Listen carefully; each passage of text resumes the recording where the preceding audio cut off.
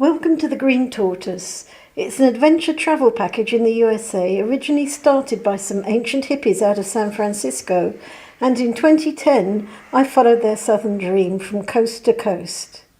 The Tortoise bus converts from its daytime version with seats and tables into 3 layers of beds on either side, so you can sleep through the boring bit of travelling and be fresh for hiking or whatever at your destination.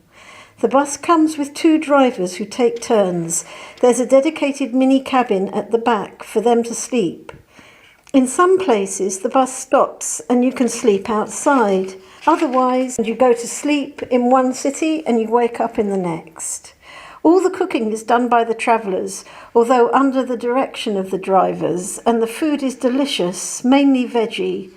You get to see places in America that are totally amazing, such as the little-known Gooseneck State Park, where the Colorado River has eroded the rocks over hundreds and thousands of years. Having started the trip in New York and gone via Washington, the Smoky Mountains, New Orleans, Austin, Texas, and New Mexico, we then travelled into Utah via Monument Valley, well known from all the westerns, but we had a native Indian guide who showed us hidden features such as the pictograph, amazing arches and holes created into the rock by wind erosion, and even handprints left by the native Indian ancestors. We also visited small towns like Powell and several national parks. We arrived at Bryce Canyon before dawn so that we could see the stunning effects of the sunrise, before then climbing down into the area so that we could see the rock formations known as hoodoos close up. We then went on to Zion National Park, one of the oldest and biggest, where we were able to climb up different grades of path, including a moderate one going under waterfalls.